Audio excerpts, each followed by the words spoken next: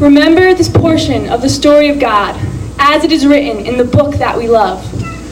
The image of gold and the fiery furnace. King Nebuchadnezzar made an image of gold 90 feet high and 9 feet wide, and set it up in the plain of Dura, in the province of Babylon.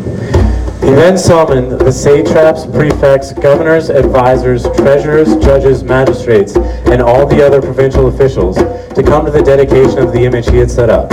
So, satraps, Prefects, governors, advisors, treasurers, magistrates, and all the other provincial officials assembled for the dedication of the image King Nebuchadnezzar had set up. And they stood before it. Then the herald loudly proclaimed, "This is what you are to do, O men, peoples, and nations of every language. When you hear the sound of the horn, flute, zither, lyre, harp, pipes, and all other kinds of music, you are to fall down and worship the image of gold that King Nebuchadnezzar has set up.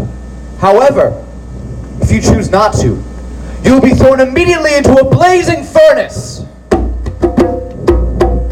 Therefore, as soon as they heard the sound of the horn, flute, zither, lyre, harp, and all other kinds of music, all the peoples, nations, and men of every language fell down and worshipped the image of gold that King Nebuchadnezzar had set up.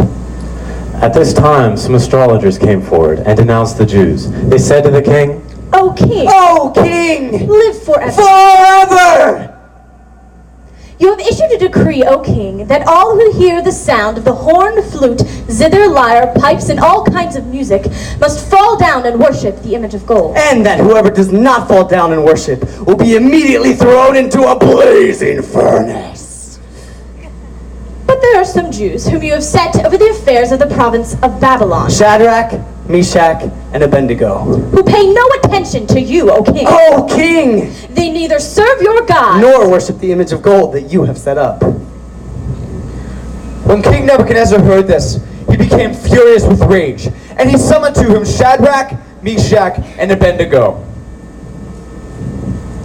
So these men were brought before the king, and Nebuchadnezzar said to them, "Is it true, Shadrach, Meshach, and Abednego, that you do not serve my gods or worship the image of gold that I have set up? Now, when you hear the sound of the horn, flute, zither, lyre, harp, pipes, and all other kinds of music, if you're ready to bow down and worship the image of gold that I have set up, very good. But if you choose to not fall down, you will be thrown immediately into the blazing furnace. Then what God will rescue you from my hand?"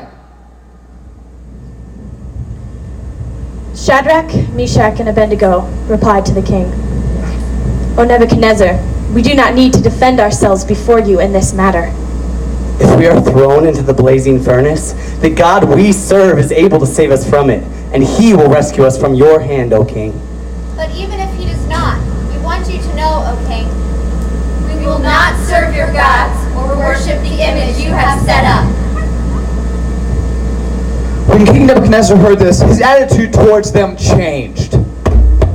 He ordered the furnace heated 7 times hotter than normal, and the strongest men in his army to bind up Shadrach, Meshach, and Abednego, and have them thrown into the blazing furnace.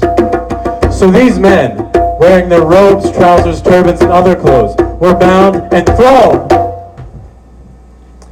into the burning furnace.